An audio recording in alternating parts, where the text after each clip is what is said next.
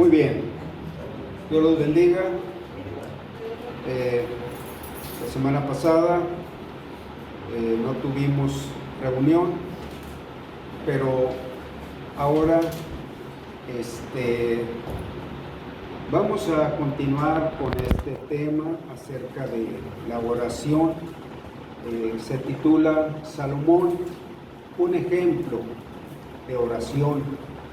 Y verdaderamente en la oración que el rey Salomón hizo para dedicar el templo, para consagrarlo, para celebrar la apertura por primera vez en aquel lugar cuando el arca del pacto fue introducida en el lugar santísimo por primera vez allí en el templo que él había construido.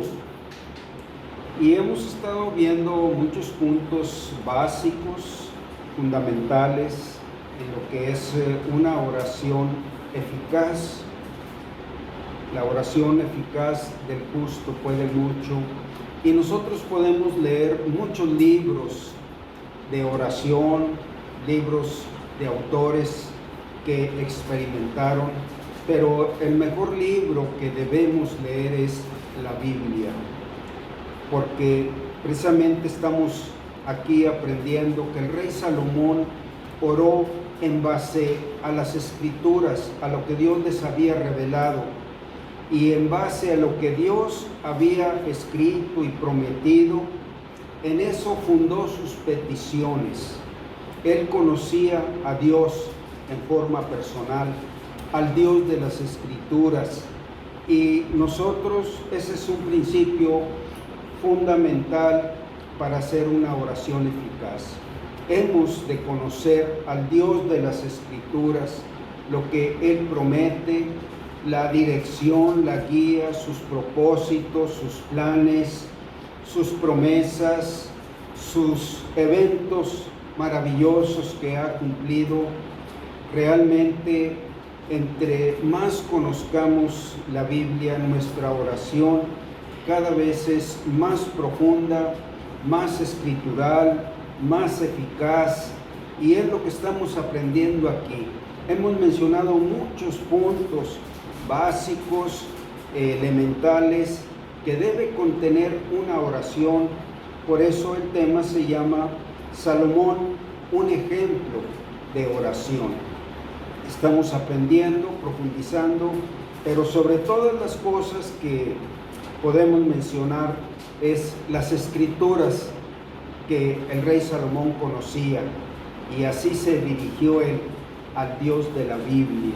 Nuestras oraciones deben ser hechas al Dios de la Biblia y en base a lo que la Biblia nos ha enseñado.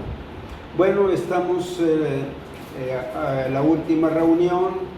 Estábamos en los versículos Primera de Reyes 8:28 al 30, donde dice: con todo, tú atenderás a la oración de tu siervo y a su plegaria, oh Jehová Dios mío, oyendo el clamor y la oración que tu siervo hace hoy delante de ti. Que estén tus ojos abiertos de noche y de día sobre esta casa, sobre este lugar del cual tú has dicho, mi nombre estará ahí, y que oigas la oración que tu siervo haga en este lugar. Oye pues la oración de tu siervo y de tu pueblo Israel cuando oren en este lugar. También tú lo oirás en el lugar de tu morada en los cielos. Escucha y perdona. Bueno, óyenos y ten misericordia. En un punto relevante que mencionamos es que Salomón estaba reconociendo que Dios es omnipresente, que él había prometido que en aquel lugar, en el lugar santísimo del templo, se encontraría con ellos, ahí los oiría.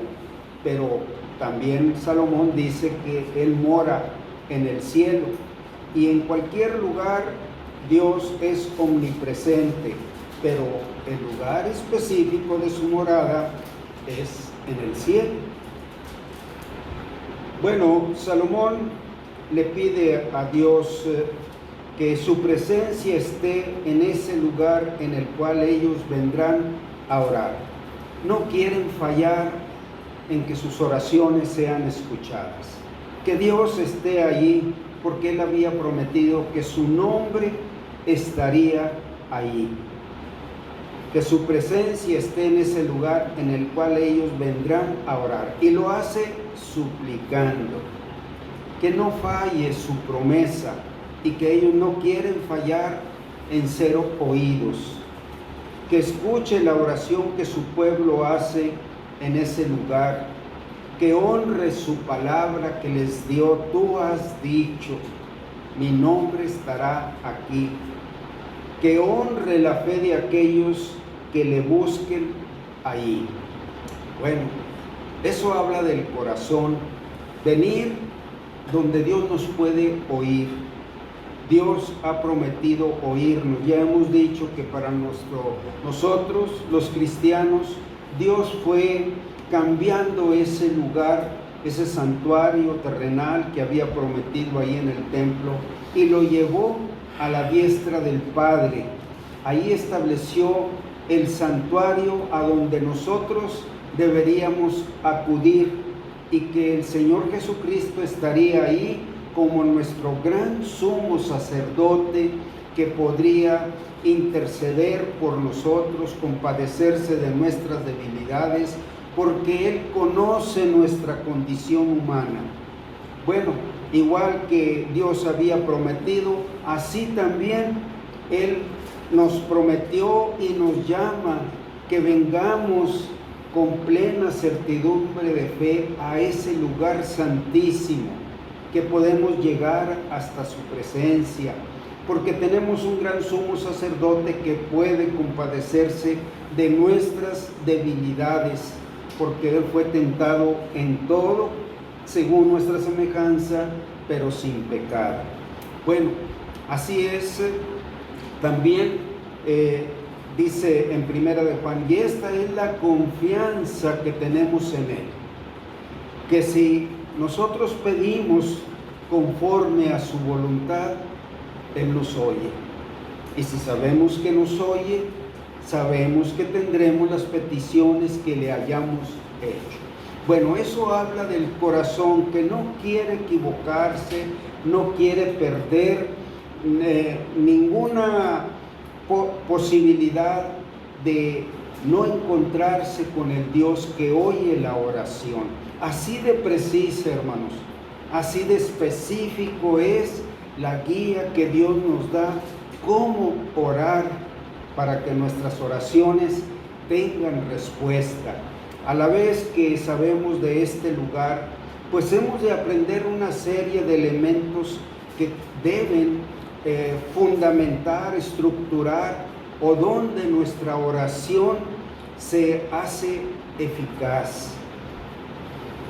Por esta razón, muchos judíos conservadores hasta el día de hoy oran con el rostro orientado hacia la dirección del sitio del templo en Jerusalén.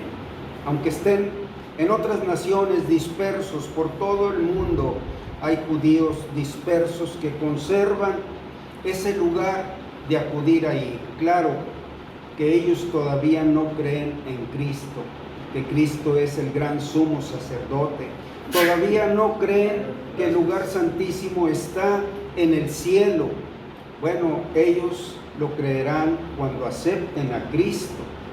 Nosotros, eso es lo que nos distingue como cristianos, de haber creído en Cristo, porque acudimos ahí, a ese lugar, a orar, a confesar nuestros pecados, a pedir perdón, a pedir misericordia, a pedir aliento, nuevas fuerzas.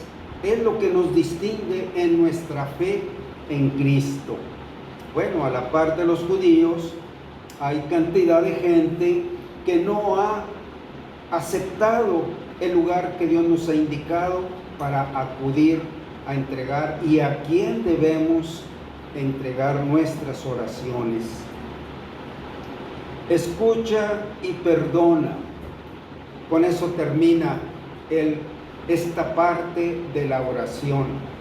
Salomón sabía que lo más importante que Israel necesitaba era la misericordia continua de Dios, para que Dios no les diera en conforme a lo que ellos merecían, sino que les diera en conforme a su gracia, aunque no lo merecieran. Esa sola frase habla de un fundamento: y perdona. Bueno, nosotros siempre estamos fallando. El rey Salomón sabía que su pueblo siempre estaría fallando. Y la misericordia es pedir: no me des el castigo que merezco por no obedecerte, por no estar en el centro de tu voluntad. Perdona. En otras palabras, significa: ten misericordia de mí. Yo sé que merezco el castigo por desobediencia, por ignorancia, por lo que tú quieras, por debilidad. Bueno, perdona. El que ora a Dios siempre, lo primero que menciona es: ten misericordia de mí, perdona mis pecados. Yo sé que no he sido perfecto para contigo como tú lo eres para conmigo. Y la gracia es: dame el poder, dame la dirección, la guía que no merezco porque te he fallado. Por eso te pido tu gracia, que me des lo que yo no merezco. No merezco que me escuches. Bueno, escúchame y guíame y haz que yo ande en tus estatutos y los preceptos y tus mandamientos y los ponga por obra. Ahí es la gracia la que nos levanta para caminar en compañerismo con Dios. Y bueno, tenemos en 1 de Juan 1:9 que dice: si confesamos nuestros pecados, Él es fiel y justo para perdonarnos y limpiarnos de toda maldad. Eso es con lo que tenemos que presentarnos siempre. Antes de la alabanza, de la gratitud, es reconocer que yo no puedo llevar, ni he podido llevar una vida como Dios espera que yo lo haga. Bueno, pero Él se muestra como un Dios que perdona, que es fiel y justo para perdonarnos y limpiarnos de toda maldad. Esta era la más grande respuesta a la oración que Israel podía esperar de parte de Dios, que les perdonara todas sus fallas. En un sentido, no hay cristiano o no hay hombre que no peque. Nosotros reconocemos que al decir somos humanos, pues somos pecadores que siempre estamos pecando. Perdona. Podemos leer Éxodo 26 y dice en Éxodo 26 que Él hace misericordia a millares de los que le aman. Textualmente así dice: y hago misericordia a millares de los que me aman. Bueno, el rey Salomón estaba apelando a ese don de Dios que es misericordioso. Cuando nosotros no queremos que nada nos separe, tantas fallas, bueno, nosotros nos presentamos reconociendo que no merecemos recibir algo bueno de Dios. Perdona nuestros pecados. Él hace misericordia a millares de los que le aman. Y vamos a leer textualmente Lamentaciones 3, 22 y 23. ¿Cuántos cristianos oran con este texto? Porque así como el rey Salomón perdona, muchos cristianos saben que debemos ser perdonados continuamente, porque continuamente estamos fallando y apelamos a esta promesa de Dios que Él haría misericordia a millares de los que le aman. Bueno, ¿quién lo tiene? Dora, por favor, en voz alta. por la misericordia de Jehová no hemos sido consumidos, porque nunca decayeron sus misericordias. Nuevas son cada mañana, grande es tu fidelidad. Tú oras con esas promesas, me las estás diciendo de memoria. Qué gozo, ¿verdad? Cada mañana, grandes son tus misericordias. Si no fuera por tu misericordia, ya habríamos sido consumidos. Bueno, esto también habla de la mansedumbre, la humildad con la que se presenta a alguien que confía en Dios. Primero que todo, que Dios puede tener misericordia de él y lo cree. Señor, ayer te pedí misericordia, hoy también, porque si no fuera por tu misericordia ya habríamos sido consumidos. Bueno, esto habla de un corazón que no quiere estar separado de Dios, aunque conoce su propia condición, acepta lo que Dios le ofrece, la misericordia, ¿verdad? Y en Hebreos 4, 14 al 16, si alguien lo tiene, si Gustavo lo tiene, si no lo quiere leer, Américo, por favor. Por lo tanto, teniendo un gran sumo sacerdote que traspasó los cielos, Jesús el Hijo de Dios, retengamos nuestra confesión, porque no tenemos un sumo sacerdote que no pueda compadecerse de nuestras debilidades, sino uno que fue tentado en todo según nuestra semejanza, pero sin pecado. Acerquémonos pues confiadamente al trono de la gracia, para alcanzar misericordia y hallar gracia para el oportuno socorro. Así es. Bueno, confiadamente, gracia y misericordia. Bueno, esto habla de una persona que cree en Dios y que para tener comunión con Dios, pues él necesita pedir misericordia porque acepta su condición. Ahora vamos a entrar en una sección muy importante. Si las divisiones de este pasaje, primeramente vimos la alabanza, luego vemos cómo Salomón ora pidiendo fidelidad a Dios, a sus promesas, la dedicación del templo. En esta parte de la oración hemos de entender o conocer lo que comprende interceder. De alguna manera, aunque somos pecadores, y el rey Salomón, es lo que vamos a ver también, se consideraba entre ellos, él tenía la gracia de interceder. Dios le había mostrado: intercede por ti y por tu pueblo que yo te he dado. Tienes ese ministerio de orar por ti y por tu pueblo, por el hombre que me ha de servir y por el pueblo que me ha de servir. Tú intercede por él, que tus debilidades no le estorben, no lo detengan, no le hagan fallar.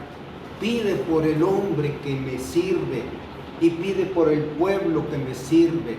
A nosotros eso nos enseña que dentro de la iglesia tenemos un servicio, tenemos un don para reconciliar a otras personas con Cristo, y tenemos también este don de interceder por ellos y a la vez interceder por nosotros, porque nada nos detenga en nuestro ministerio de reconciliar a otros con Dios y de interceder conociendo sus debilidades a través de nuestras propias debilidades, nuestras propias luchas, nuestros propios tropiezos.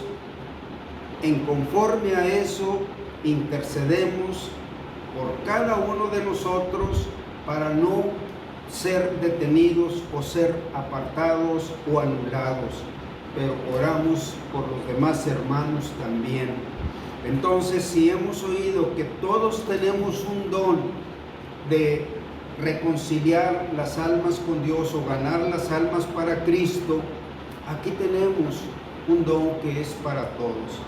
Y en Salomón lo vemos como un ejemplo. Y bueno, aquí vamos a leer en esta sección los versículos del 31 al 63.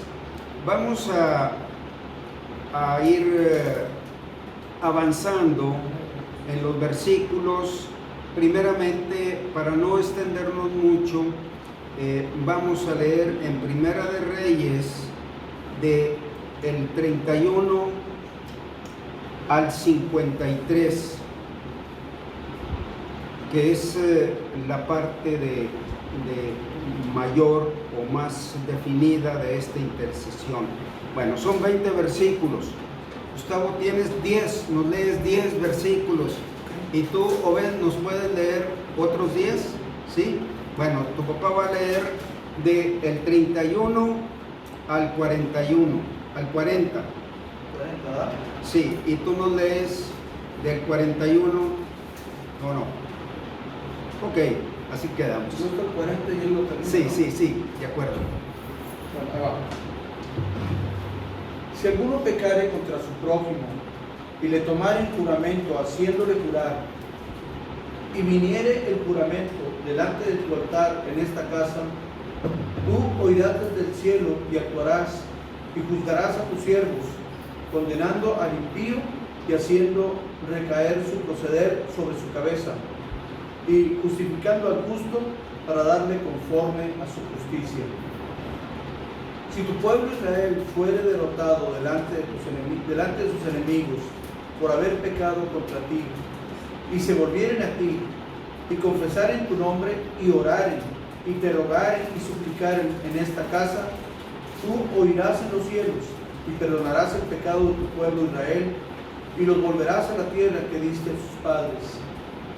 Si el cielo se cerrare, y no lloviere, por haber ellos pecado contra ti, y te rogaren en este lugar, y confesaren tu nombre, y se volvieren del pecado, cuando los afligieres, tú oirás en los cielos, y perdonarás el pecado de tus siervos y de tu pueblo Israel, enseñándoles el buen camino en que anden, y darás lluvias sobre tu tierra, la cual diste a tu pueblo por heredad. Si en la tierra hubiere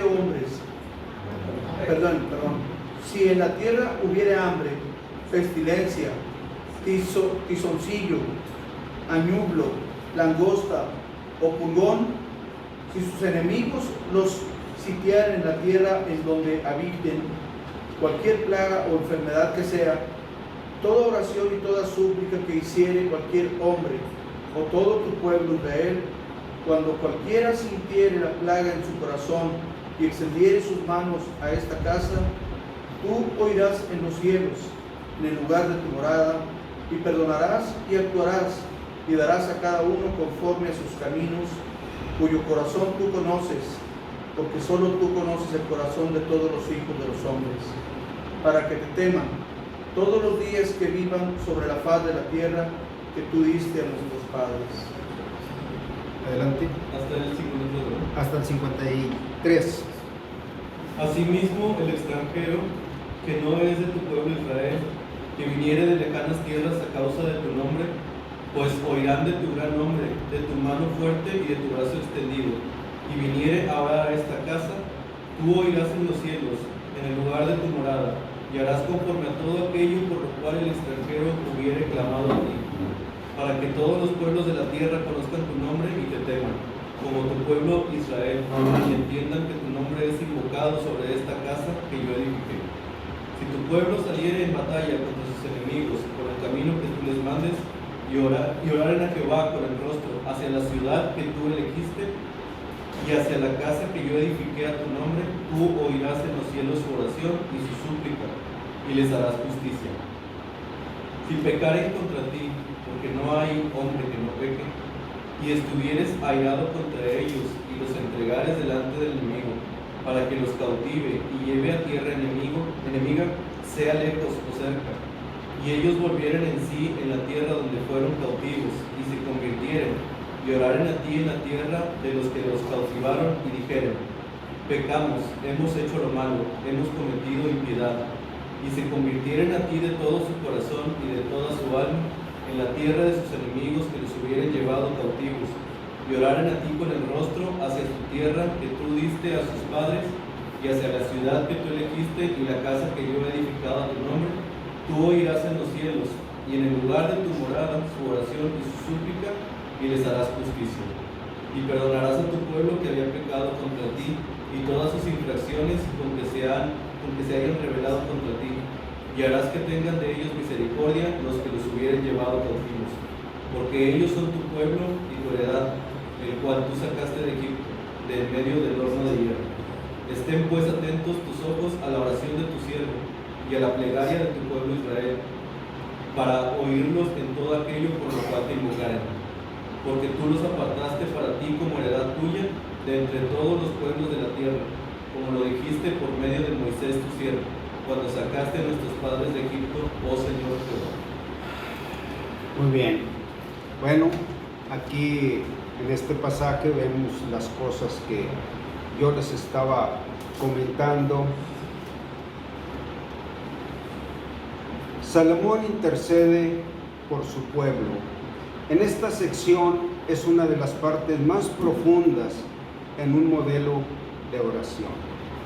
Interceder, tener el cargo, tener la confianza de que Dios puede contestar la oración en el tiempo de la necesidad. Cada punto que el rey Salomón expone eran situaciones diferentes de necesidad, de urgencia, de crisis, y él toma ese cargo como el líder espiritual, más que como el rey, como un líder espiritual que sentía un cargo por el pueblo de Dios. Pero no solamente tenía el cargo por este pueblo, Salomón tenía el cargo en que Dios, el Dios de este pueblo, el Dios de Israel, fuera glorificado por medio de la vida que Él les concedía a aquel pueblo. Era un profundo anhelo que Dios recibiera gloria y honra a través de su pueblo. En esta sección es una de las partes más profundas en un modelo de oración. El rey intercede en conforme al pacto entre Dios y su pueblo. Esa es la base, el fundamento donde él se levanta. Y lo hace mediante 7 peticiones específicas. Este pasaje que acabamos de leer tiene 7 situaciones diferentes. Tales peticiones describen el corazón del rey como una figura profundamente piadosa. La piedad en el centro desea el bien de los demás. A eso vino el Señor Jesucristo, a darnos el bien a todos. Y ese era el espíritu que movía al rey Salomón. En las secciones anteriores, después de tributar alabanza a Dios y presentar sus peticiones para asegurarse de que él y su pueblo serían oídos, en esta sección de su oración hace referencia a las bendiciones nacionales y a la carga contenida en la ley.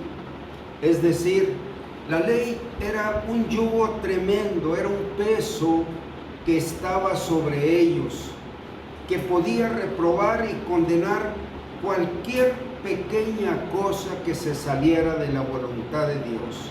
La ley era un peso. Por eso Dios tenía misericordia de todos, porque nadie podía cumplir perfectamente la ley. Y Salomón lo estaba confesando.